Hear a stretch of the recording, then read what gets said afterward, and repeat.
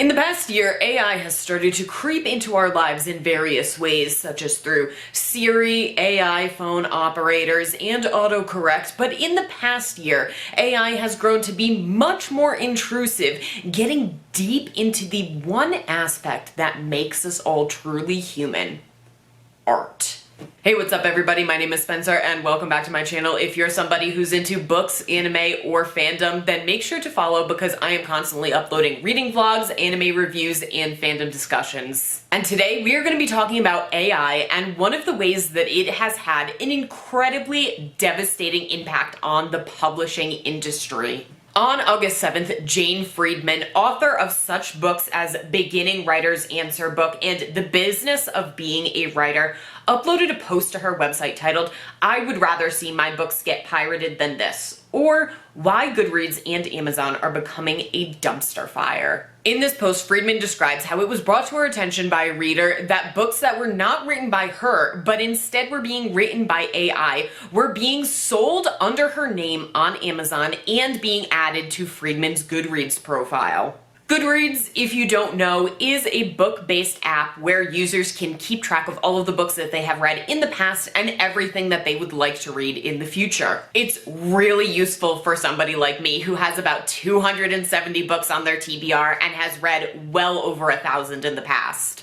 And having a YouTube channel where I like to read, this is a really important instrument for me because it makes it very easy for me to be able to categorize all of the books that I want to read in the future. And because there are so many books out there, both having been previously and currently published through both traditional and indie avenues, Goodreads makes it really easy for users to go in and add or change information about books on an author's profile. Hell, even I've done it when I came across a book that I had that was published a couple of decades ago and found that the app didn't have basic information like the book synopsis. I easily went in and changed those details without having to prove in any way that it was accurate. And while that can make it easy to update and share information with other users, it can make it very difficult for authors on the back end. If a user wrongly enters in information under an author's profile, such as a book that they haven't actually written, it can be very difficult for the author to get in contact with Goodreads and have those changes rectified.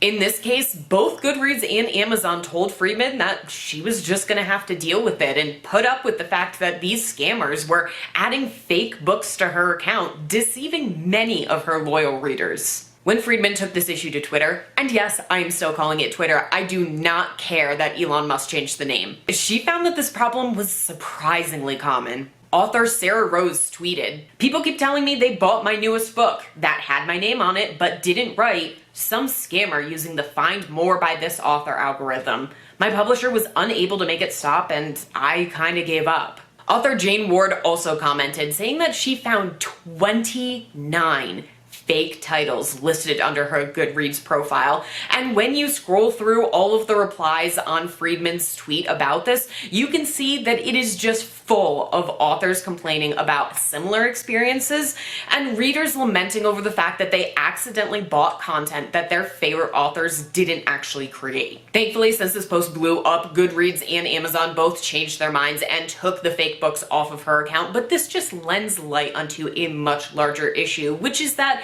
if Jane Friedman wasn't such a large, well-known author, Amazon and Goodreads would have been fine with these scammers continuing to falsely use her name and publish stuff that she did not make.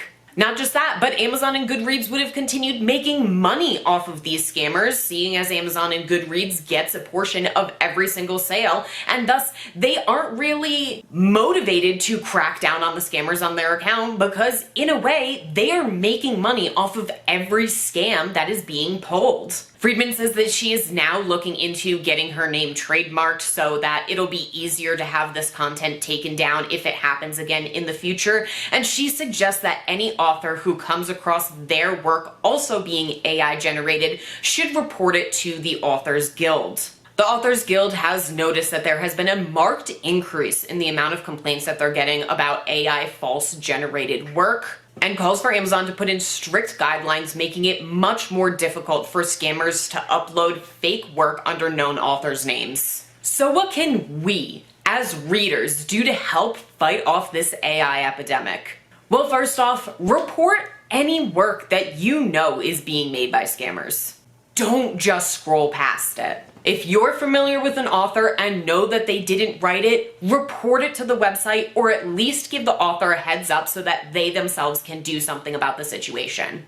Next, advocate for laws that require restrictions on AI use. If I had it my way, I would make all AI publishing illegal. The scammers who are doing this are actively stealing from people who are putting in genuine time and effort into their work, and they need to be punished for this. These scammers should be sent to jail because they are violating copyright infringement and stealing people's likeness, and the victims should be compensated in turn. Jane Friedman and any author who has their work stolen at least deserves an apology from the people who have done it. Then stop interacting with AI as much as possible. It's impossible to avoid things like Siri, which is built directly into our phones. But there's no reason why we have to be talking to the AI-generated friends on Snapchat or putting unfinished fan fictions into ChatGPT. Capitalists are obsessed with money and interaction, and if there is no interaction, there is no money. Let's prove to these capitalists that we are done with AI by not interacting with AI. Lastly, shame. I know that this probably sounds kind of mean, but a lot of what happens in our society and a lot of what people do in our society is reflected directly on how people react to what they're doing. If your group of friends show that they disapprove of a behavior that you're doing, you're less likely to do that behavior. Thus, anytime somebody mentions that they use AI, show that you don't like that. You don't have to get into a whole debate about the ethics behind AI and stuff like that, but show that you are disappointed in the fact that they are using it. The next time that your friend mentions that they had to use ChatGPT to finish their essay, make sure to frown, give a very condescending, oh, and move on. Many times, quiet disappointing can be much more devastating than a full-out argument, because when people argue, they start to dig their heels in and think of reasons on why they're right. But when we put blanket shame on a behavior, it leaves no wiggle room or space for protest. Let's make it obvious that it is socially unacceptable to use AI in this way. Well, that's kind of it for this story. What are your thoughts on AI authors? I personally hate everything about AI-based writing. I recently read a quote about how AI can only produce mediocrity because it consumes nothing but mediocrity, and also because AI doesn't have childhood trauma, ex-lovers, or anything traumatic that's happened to it in the past. AI is created to think about what the next word in the sentence is supposed to be, not what the whole story is supposed to convey. And thus we frequently find that AI art is deeply lacking. AI fundamentally doesn't understand what we're trying to get from stories and what we're trying to get when we consume art. And one of the things that illustrates this is a Tumblr user who took an unfinished fanfic that they were reading and plugged it into ChatGPT and became very upset when ChatGPT killed off every single character despite this being a wedding. Obviously, the Tumblr user was very upset, but when it comes down to it, what do you expect? ChatGPT is just spitting out random tropes without considering what is actually required. And at the same time, this story illustrates about how we've become a society of consumers instead of a society of creators. A lot of people will look at fanfic and fan art and say, well, how is that any different than AI? Those aren't your characters and that isn't your story, without thinking of the human element that each creator adds to it when they create these things. Because it is fine to see a work that currently exists and take some sort of issue in it and want a character or some aspect of the story to be different. That's where inspiration comes from. But the difference between creating and consuming comes from how you respond to being upset that a character or a story isn't going the way that you personally want it to. Do you open up ChatGPT demanding to be fed the exact content that you crave? Or do you open up a blank Word document and interact and create and mold the exact thing that you wanted to see? A few years ago, there was a Miraculous Ladybug AU going around Tumblr where Adrian/Chat Noir had lost one of his arms. This meant that there was a flood of fan art of Chat Noir with only one arm and text posts saying, oh, wouldn't it be so cute that Adrian now has to rely on Marinette to tie his shoes because he only has one arm? And while other people in the fandom were going absolutely nuts over this concept, I found it to be incredibly degrading and infantilizing. Because for disabled people, no, it's not cute or fun to have to rely on people for things that you previously were able to do for yourself.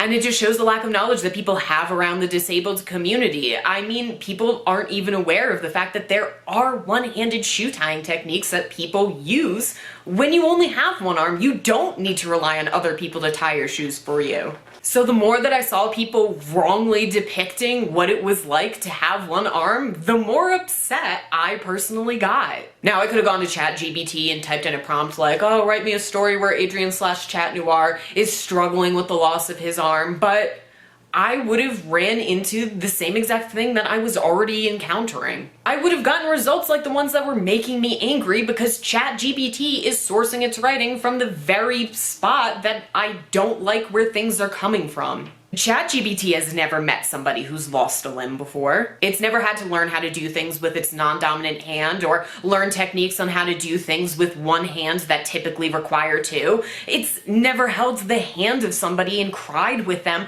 over what it means to lose this limb and the loss of what could have been. But I have. I might still have both of my arms, but as an occupational therapy assistant, I've previously worked in rehab and have worked directly with people who have lost an entire arm, or both, or multiple limbs. I have worked with a lot of people who know how devastating and not cute this type of situation is. If I wanted more accurate representation out there for what it was like for somebody struggling of having lost their dominant hand or having lost a limb in general, I couldn't just sit back and demand it. I had to create it. So that's what I did. I wrote a fanfic where Chat Noir gets his arm cut off by Hawkmoth and all the consequences that come with it. And yeah, it's annoying that I'm 6 chapters in and I've been working on this for a couple of months now and I still have no idea where I want to go with it, but that's half the fun. Because one day I will figure it out, and when I do, it'll be fun and exciting, and when I share it with the other people who have already read so much of my work, they too will have fun and excitement from this. Anyway, that's my video. Let me know your thoughts down below, and don't forget to subscribe for more content like this. But besides that, don't forget to stay safe and have a fantastic day. Bye.